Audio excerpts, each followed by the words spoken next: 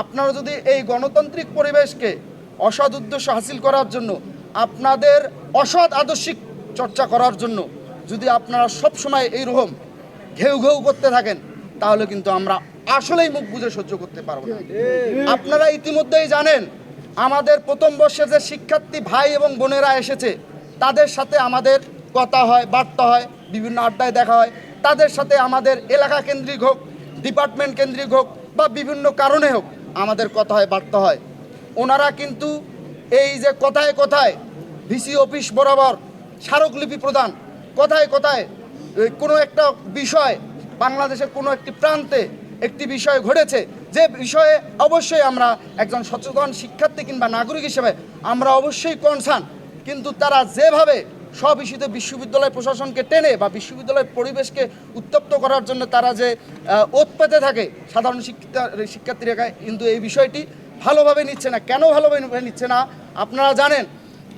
School college পরবর্তী সময়ে একজন শিক্ষার্থী বিশ্ববিদ্যালয় পরিবেশে আসে, তার যে স্বাধীন চর্চা, তার যে কালচারাল চর্চা বা তার যে মানসিক বিকাশের জন্য আসলে যে কালচারাল পরিবেশে বেড়ে ওঠা দরকার, সে পরিবেশটা খোঁজে। আমি ইতিমধ্যেই বলেছি, আমরা যারা শিক্ষার্থী সংগঠন আছি, তাদের আচার আচরণ, চাল চলন আর রাজনৈতিক পরিকল্পনা কর্মসূচি যাতে এমন না হয় যে কর্মসূচি এবং পরিকল্পনার জন্য সাধারণ শিক্ষার্থীদের একাডেমিক জীবন শেষ করতে বাধা বিঘ্নের সৃষ্টি করে।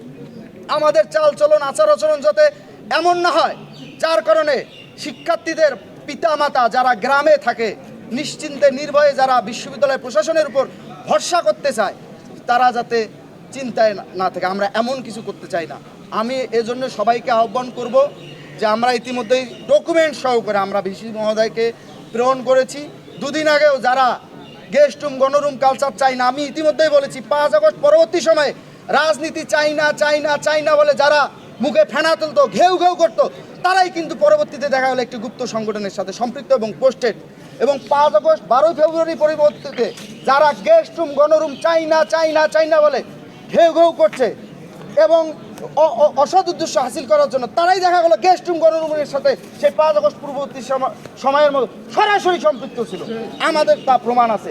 গেস্ট রুম, গণরুম কালচার আমরা চাই না, আমরা নিজেরাও চাই না, কিন্তু আমরা ইতিমধ্যেই সাধারণ শিক্ষার্থীদের বোঝাতে সক্ষম হয়েছি বাংলাদেশ জাতীয়তাবাদী ছাত্রদল কখনো কোনোদিন গেস্ট রুম, গণরুম কালচারকে বিশ্বাস করে না, ধারণ করে না, এবং গেস্ট রুম, গণরুমের সর্বোচ্চ নির্যাতনের শিকার বাংলাদেশ জাতীয়তাবাদী ছাত্রদল।